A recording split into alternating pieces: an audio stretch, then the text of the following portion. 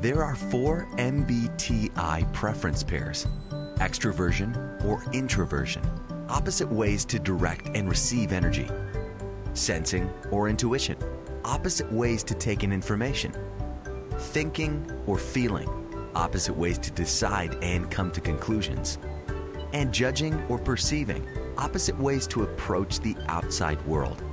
No preference is more valuable than the other. In fact, everyone uses all of them. But the ones that come most naturally and make you feel most competent and energetic are the ones that you prefer. So let's start with extroversion and introversion, opposite ways to direct and receive energy. This man has a preference for extroversion. People who prefer extroversion direct their energy outward and are energized by interacting with others and taking action.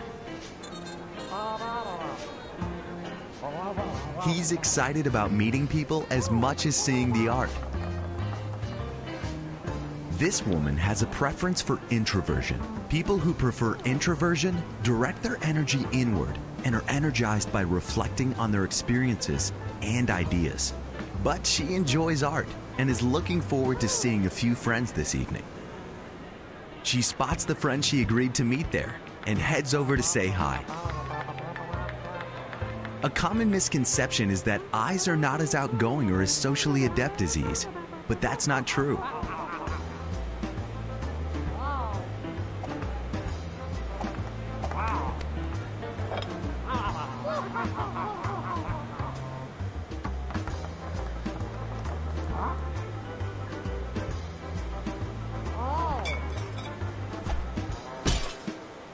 I's prefer conversation with a few close friends.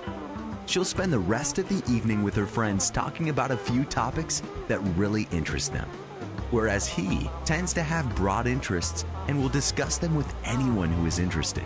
Some people think E's have to be the center of attention, but that's not true. When people who prefer introversion are ready to go, they'll say goodbye to their friends and head out. On the other hand, ready to head off to the after party, our extrovert says goodbye to everyone before leaving. The gallery opening was fun, but it's good to be home. Having some time to journal helps I recharge. I's are energized by having quiet time to reflect on their experiences and ideas, and prefer to communicate in writing.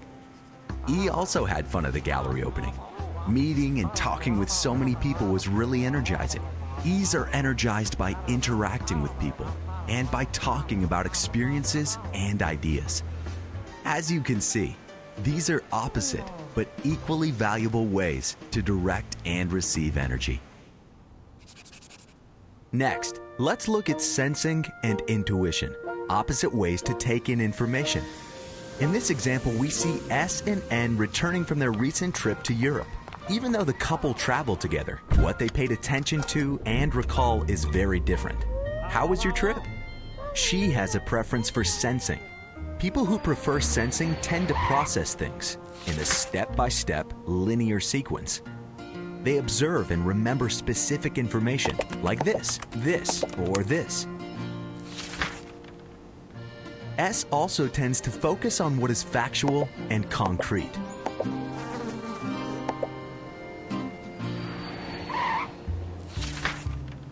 They take in information using all 5 senses.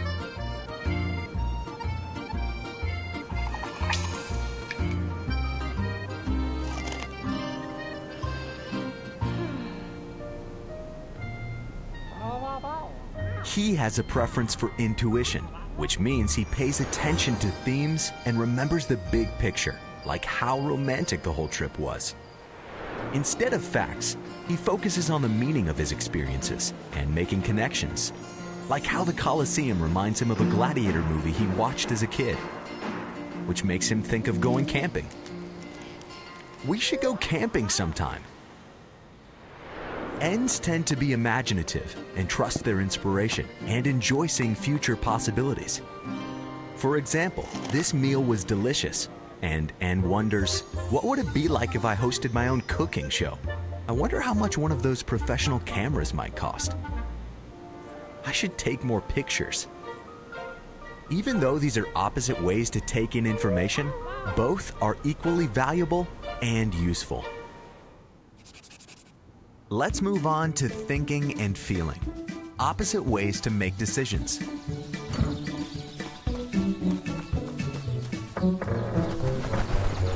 Looks like it's time for a new car. She has a preference for thinking.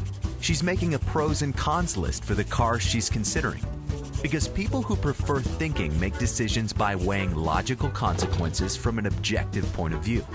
He has a preference for feeling. People with a feeling preference make decisions based on their values. In his case, if a car is eco-friendly and how it affects others involved. T arrives at the dealership ready to compare the information on the car sticker to her research, looking for any inconsistencies or details she's missed in her analysis. F perks up when he hears that the salesperson loves driving the electric car he is considering. People who prefer feeling want to find the best option that fits with their values. Meanwhile, T challenges the salesperson on some discrepancies she's found in driving range and price. People who prefer thinking like to analyze and debate as part of their decision-making process. T makes up her mind and is ready to buy. But F is still considering their lifestyle needs and realizes they need a kayak rack. Is it possible to add one to the top of the car? Sold. So as you can see, this preference pair isn't about being rational or having emotions. It's about the opposite ways to make decisions and come to conclusions. Both are equally valuable.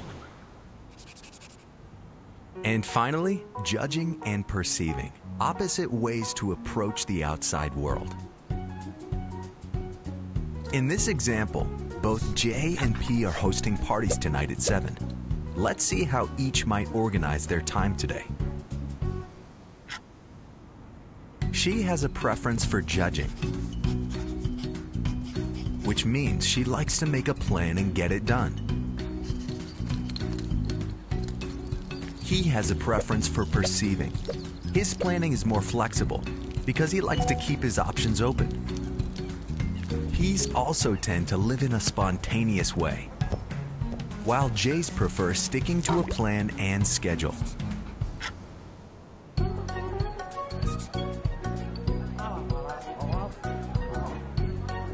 People who prefer judging enjoy getting things done and try to avoid last-minute stress.